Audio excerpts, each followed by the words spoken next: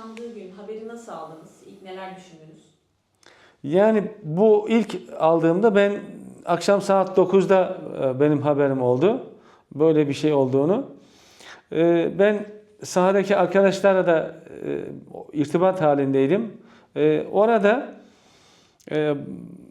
ilk önce yanlış bir haber yayıldı. Yani Suriyeli bir gencin Türk kıza tecavüz ettiği, cinsel istismarda bulunduğu haberiyle birlikte insanlar bir şekilde bu olaya tepkilerini göstermek amacıyla masumane yürüyüşler yapmaya başladılar. Ama bunların arasına giren provokatörler, maskeli kişiler bu insanları daha da provoke ederek artık ellerine sopalar, baltalar, demir çubuklar vererek Suriyelilerin araçlarına yönlendirdiler. O araçları darp ettiler, iş yerlerini darp ettirdiler.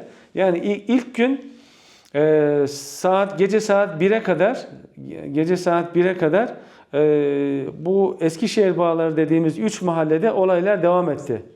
Yani o ilk gün yaklaşık 80 civarında iş yeri tahrip edildi.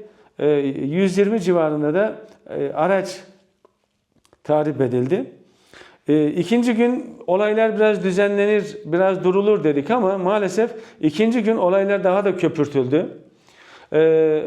Bu gençlerin sosyal medyada örgütlenmeleri, sosyal medyada haberleşmeleri, WhatsApp grupları kurmaları bu işi daha da büyüttü ve maalesef ikinci gün yani 1 Temmuz'da da Suriyelilerin yoğun yaşadığı mahallelere girilerek oradaki MA plakalı araçlar, Suriyelilere ait iş yerleri maalesef tahrip edildi.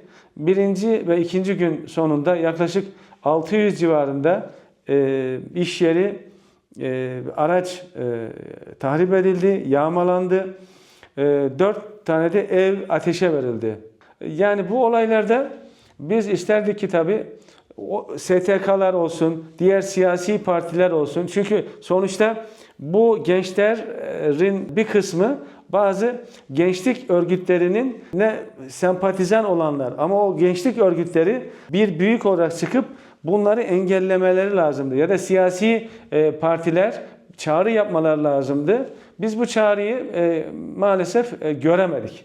Üçüncü gün ise çevre illerden gelen çevik kuvvetler, takviye kuvvetlerle çok sıkı denetlemelerle yani üçüncü gün aslında eğer emniyet gerekli tedbirleri almamış olsaydı çok daha vahim olaylar yaşanabilirdi. Çünkü yanmaya hazır molotof kokteyller yakalandı, benzin bidonları yakalandı, kesici delici aletler yakalandı.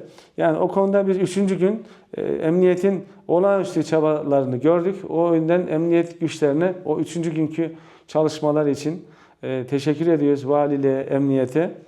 Ondan sonraki süreçte tabii ki olaylar biraz duruldu ama bu olay durulan sadece asayiş olayları duruldu. Ama bir kısım insanlardaki, Türk gençlerdeki öfke ve nefret azalmadı. Suriyelilerdeki korku ve panik de azalmadı. Onlarınki de arttı yani. Şu anda maalesef Kayseri'de hala sular durulmuş gibi gözüküyor ama bu sular her an yani dalgalanabilir. Her an bir dış müdahaleyle durulmuş olan sular tekrar taşabilir. Tekrar dediğim gibi bu bazı balonları şişirerek tekrar bu balonları patlatılabilir. Dediğim gibi bu süreçten sonraki yapılacak tek şey iki tarafın arasındaki kardeşliği artırmak,